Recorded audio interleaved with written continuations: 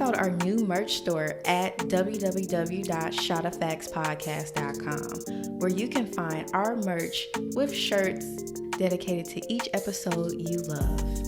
Check it out today and support a Shot of Facts merch.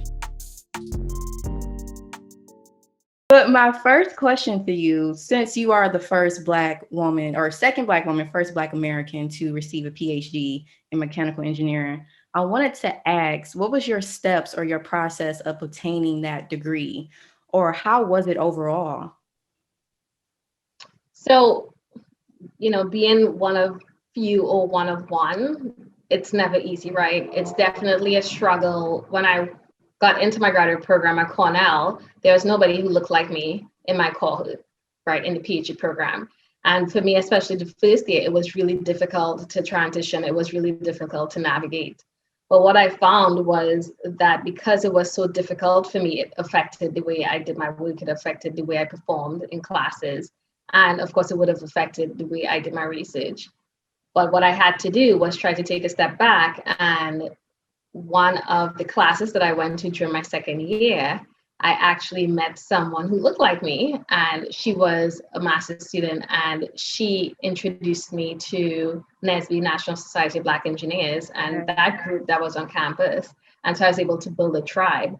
So I would say that it was very difficult, and that transition was challenging. But because I had that tribe, I was able to get through some of the tough parts. And that doesn't negate from the trauma. It doesn't negate from the experiences that you go through as a woman of color, as a Black woman, PhD student or graduate student.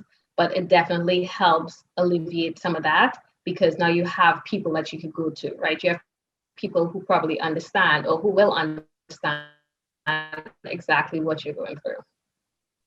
Right. And honestly, so I have a master's in geospatial sciences, and I can really say that a lot of times that I feel like people underestimated my knowledge in my field. And I feel like that's something that a lot of Black women in STEM particularly go through.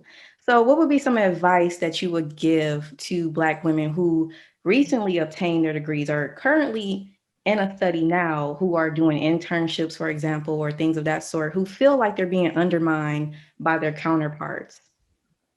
I would say own your knowledge, because one of the things that I even go through, even up to today or maybe yesterday, I was on a call and somebody said, "Oh, you have a PhD, right?" And I said, "Yes, I do." And that is my knowledge and the years of work and the years of research that I put in. That's often overlooked, right? But it's often overlooked too, because I sometimes downplay it. If somebody says that, I sometimes laugh it off. "Oh no, it's okay, or don't call me that." I definitely feel awkward at times, and I had to learn to embrace it. I had to learn to embrace the fact that I have gone through these steps. I've gone through the work to be who I am, right? To gain that knowledge, and we need to share that knowledge, and that comes with being more confident in yourself, being more confident in the things that you know. So my advice would be, when you're in those rooms, speak up, because part of it is that we don't share what we know, right? We think, okay, well, maybe somebody will say it, or nobody wants to hear from me, or I have that imposter syndrome. And when you don't share those gems, then people will never know what you know, right? You have to be able to open up and let people know what you're thinking, because that's the only way people are going to respect you. So I would say definitely be open, be confident, and practice. It takes practice. I didn't do it overnight. It took me, I think, in my first 6 months of my job, in my first year, I probably didn't even speak. I would go to meetings and come on, right? And eventually I learned to be more open. I learned to question people. I learned to challenge people and the things that they say. And it's not us being, because oftentimes when we say something, people, "Oh, angry Black woman," or, she's saying something, "Oh, she doesn't belong here." And what she doesn't know what she's talking about either, because she doesn't fit in. She doesn't look the part. She's Black. She's young. So you're going to get all those issues. You're going to get all that feedback, all that pushback. It doesn't matter where you are. It doesn't matter what industry you're in. That's just how the world works, unfortunately. And we can't be deterred by that. We just have to continue and challenge those who are in charge, challenge those who you're in the room with, so that they listen. And over time, I've started to get that respect. Honestly, yeah, you hit the nail on when you said that. When I first started, I did not want to cause any type of conflict. I just Right, wanted to do my exactly. work, be quiet, and go home.